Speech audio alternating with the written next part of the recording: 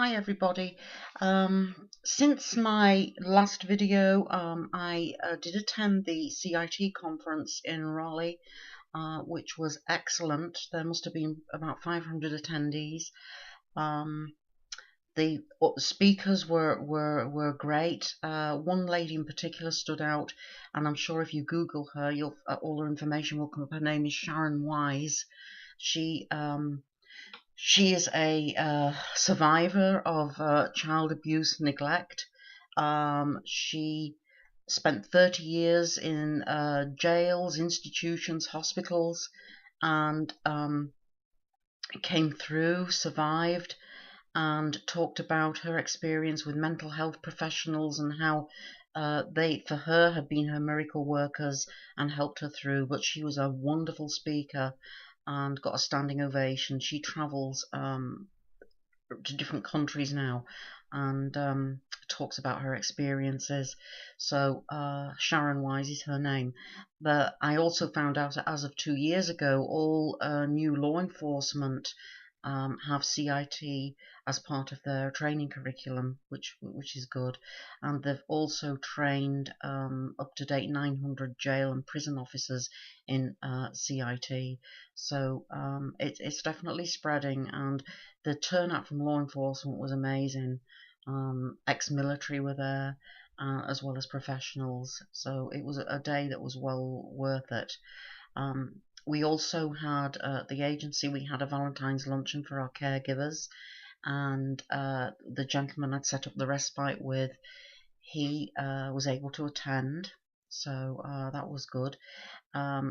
They all expressed how much it meant for them, and we told them how much they were appreciated, that they do a special job, and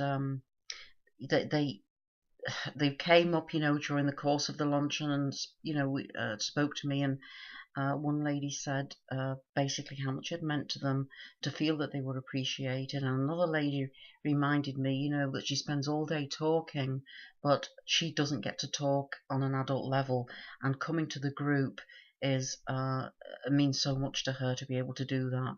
Another lady said that she felt that that the group was somewhere she wasn't judged, and she was able to express what she really felt with people who understood, as well as weren't going to be judgmental. So that luncheon, it was nice. It was real nice. So set up respite for 4 new clients, and went to visit an elderly couple.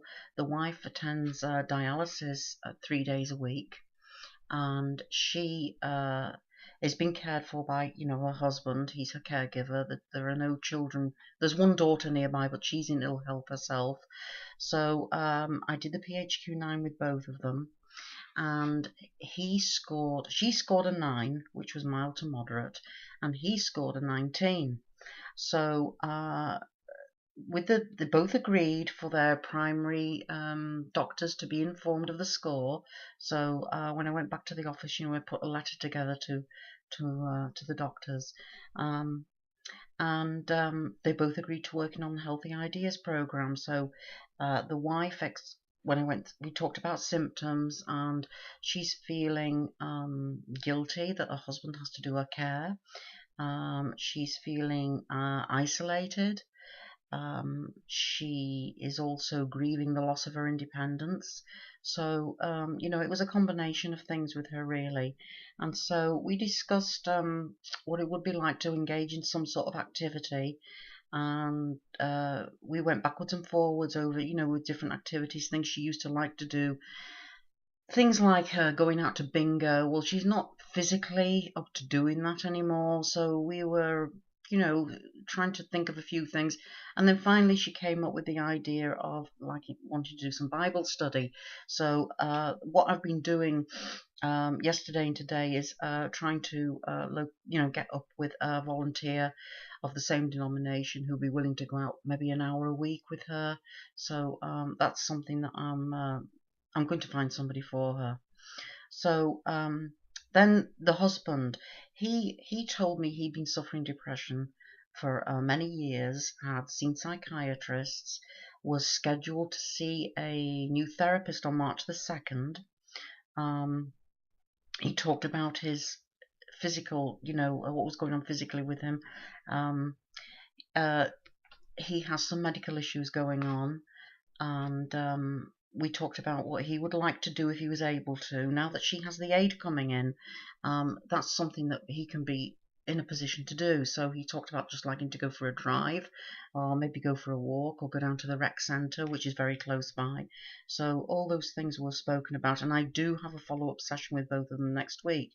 So at the very end of the session, he suddenly revealed to me that he'd been the victim of an armed robbery 21 years ago, and he'd been shot in the neck, and four of his co-workers had been murdered, had been shot and killed during that robbery. So it kind of threw me when he suddenly revealed this at the end of the session. So what my question is to you this week is, have any of you ever been with a client who has suddenly revealed something really traumatic that happened to them, and basically how you dealt with it at the time? So I look forward to hearing from you, and have a good week. Thank you.